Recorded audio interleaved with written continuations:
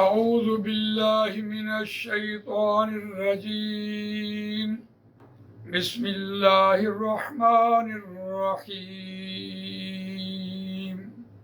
تلک الرسل فضلنا بعضهم على بعض منهم من کلم اللہ ورفع بعضهم درجات وآتینا عیسی ابن مریم البینات وأيدناه بروح القدس آمنت بالله صدق الله العظيم رب اشرح لي صدري ويسر لي أمري واحلل عقدة من لساني يفقهوا قولي اللهم أرنا الحق حقا وارزقنا اتباعه وأرنا الباطل باطلا وارزقنا اجتنابه آمین یا رب العالمین۔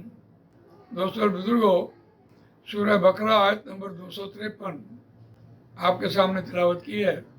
یہاں سے تیسرا پارہ شروع ہو رہا ہے اور اس آیت کا تعلق پچھلے رکوع سے بھی ہے کہ نبی اکرم صلی اللہ علیہ وسلم کی موجودگی میں یہود بھی تھے، عیسائی بھی تھے، مشرکین مکہ بھی، اور ان کے سامنے آپ نے حضرت طالوت علیہ السلام، حضرت داؤد علیہ السلام، حضرت سلیمان علیہ السلام کے سارے واقعات بیان کیے، اور یہ ان کے واقعات کا بیان کرنا نبی اکرم صلی اللہ علیہ وسلم کی نبوت کی دلیل ہے۔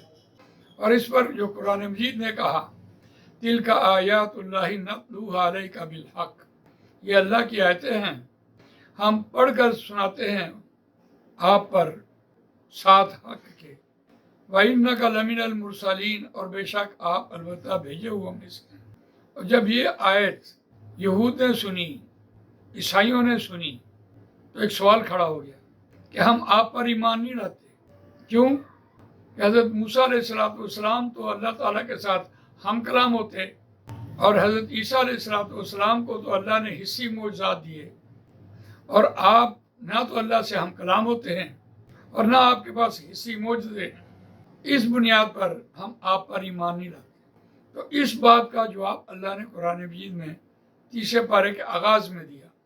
تلک الرسل فضلنا بعضهم علی بعض، یہ رسول ہیں، ہم نے فضیلت دی ان میں سے بعض کو بعض پر۔ منہم من کلم اللہ، اور ان میں سے کچھ ایسے جن سے اللہ نے کلام کیا، اور ورفع بعضهم درجات، اور بلند کیے ان میں سے بعض کے درجات، مرتبے بلند کیے۔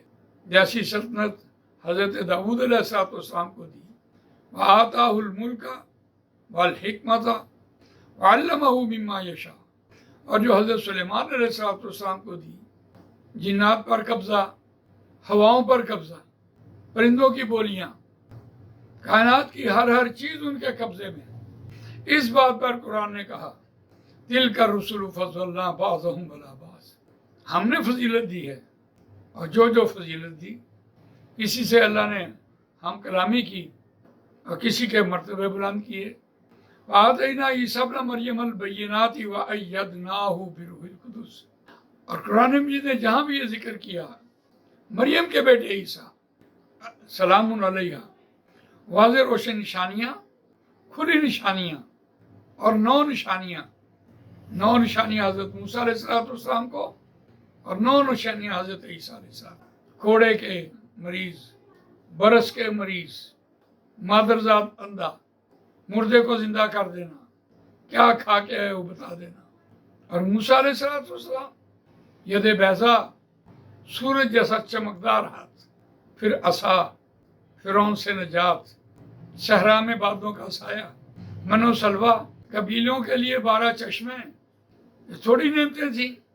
اور یہود و نصارہ نے یہ بات کہی کہ ہمارے نبیوں کے پاس تو یہ نشانیاں تھیں، اور نبی اکرم صلی اللہ علیہ وسلم کے پاس تو یہ اسی معجزات نہیں تھے، اور ان کا جو معجزہ ہے وہ تا دم قیامت قرآن مجید۔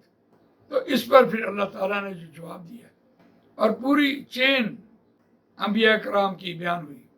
وَلَقَدْ آتَيْنَا مُوسَى الْكِتَابَ وَقَفَّيْنَا مِن بَعْدِهِ بِالرُّسُلِ، اور البتہ تحقیق ہم دے چکے موسیٰ علیہ السلام کو کتاب، وَقَفَّيْنَا مِن بَعْدِهِ بِالرُّسُلِ، اور ان کے یکے بعد دیگرے پے در پے رسولوں کی قطار بندی رہی. وآتینا عیسی ابن مریم البینات وأیدناہ بروح القدس، اور ہم نے دی مریم کے بیٹے عیسیٰ علیہ السلام کو واضح روشن نشانیاں، اور ہم نے تائید کی اس کی پاک فرشتے سے. ظاہر بات ہے حضرت عیسیٰ علیہ السلام ماں کی گود میں بول پڑے اور ساتھ کتاب تھی. تو یہ ایک چین تھی، سلسلہ تھا انبیاء کرام. 1,24,000 پیغمبر تھے. اس پر یہ ان لوگوں کا جواب، اور اس کا جواب کیا تھا کہ یہ انبیاء کرام کا سلسلہ ہے، اور اللہ تعالیٰ کسی کو جو درجہ دے، جو مرتبہ دے، وہ اللہ کا اختیار ہے. اور اس پر جو وَإِنَّكَ لَمِنَ الْمُرْسَلِينَ، اور بے شک آپ بھی بھیجے ہوئوں میں سے ہیں. اس آیت میں خاص طور پر انبیاء کرام کا اس پورا سلسلہ بیان کرنے کے بعد سارا زور ان کی تعلیمات پر آیا، اور اس آیت کو قرآن مجید میں دوسرے حصے میں مکمل کیا. اللہ تعالیٰ کا جزا و سزا کا نظام جو اس دنیا میں ہی نپٹتا رہا. اور اس پر دوسرا سوال، وَلَوْ شَاءَ اللَّهُ مَا اقْتَتَلَ الَّذِينَ مِن بَعْدِهِم مِّن بَعْدِ مَا جَاءَتْهُمُ الْبَيِّنَاتُ وَلَٰكِنِ اخْتَلَفُوا فَمِنْهُم مَّنْ آمَنَ وَمِنْهُم مَّنْ كَفَرَ. اور لیکن انہوں نے اختلاف کیا، اور ان میں سے کچھ ایمان لائے اور ان میں سے کچھ نے انکار کیا. ان رسولوں کے آنے کے بعد، اور رسولوں کے ساتھ ساتھ ان کی واضح روشن نشانیاں، ان کے معجزات لوگوں کے دیکھ لینے کے بعد آپس میں قتل و غارت نہ کرتے.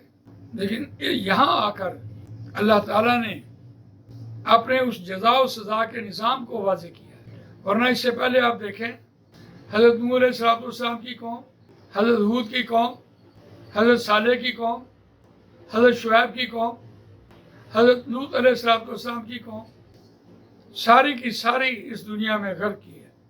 جو نافرمان قومیں تھیں ان میں سے ایک کو بھی نہیں اللہ تعالیٰ نے رہنے دیا.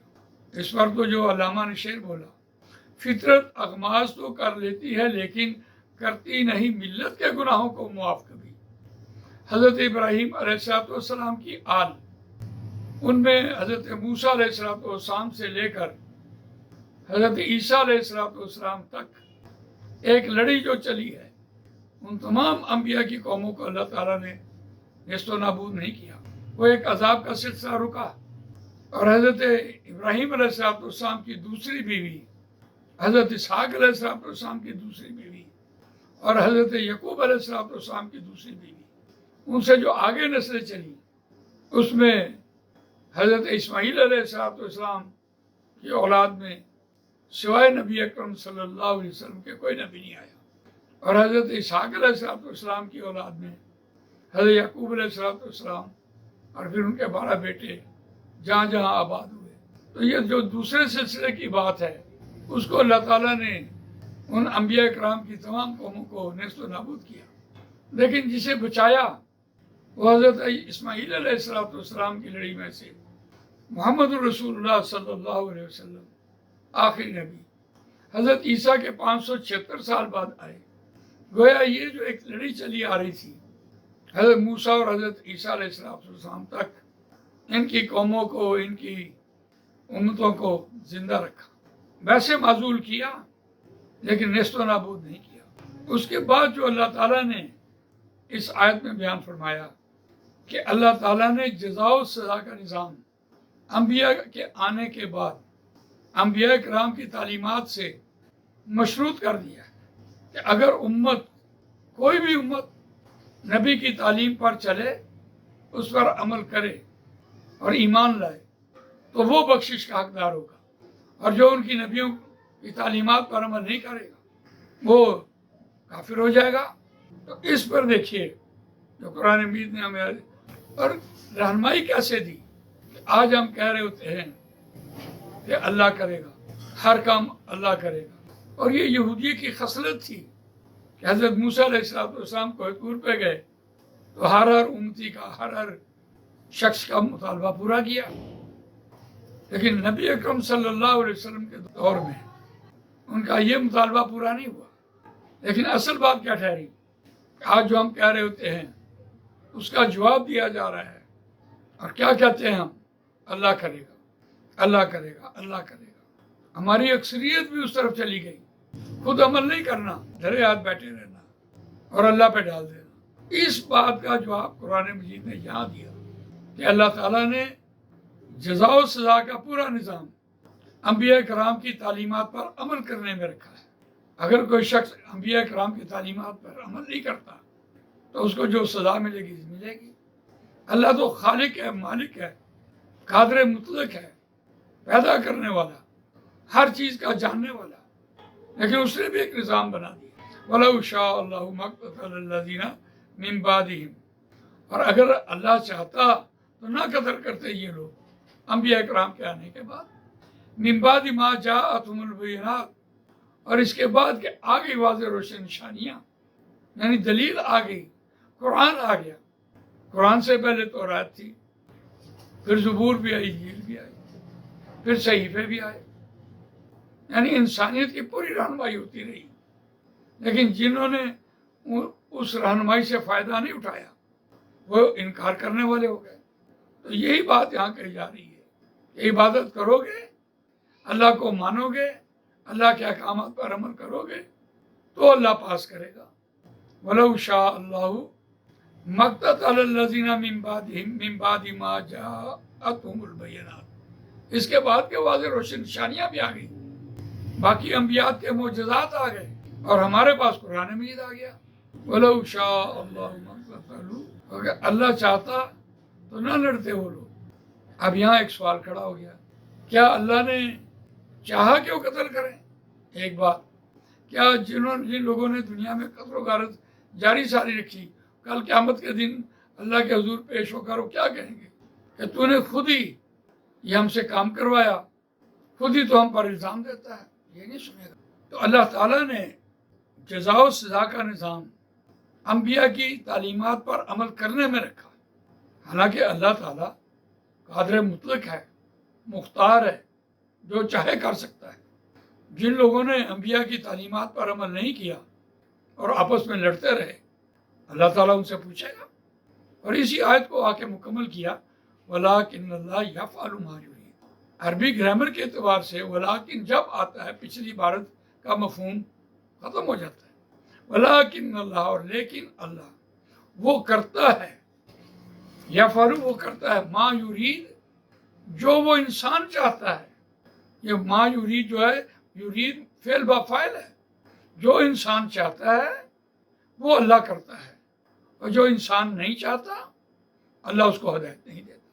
وَلَٰكِنِ اخْتَلَفُوا فَمِنْهُم مَّنْ آمَنَ وَمِنْهُم مَّن كَفَرَ، اور لیکن انہوں نے اختلاف کیا اور ان میں سے کچھ ایمان لائے اور ان میں سے کچھ نے انکار کیا۔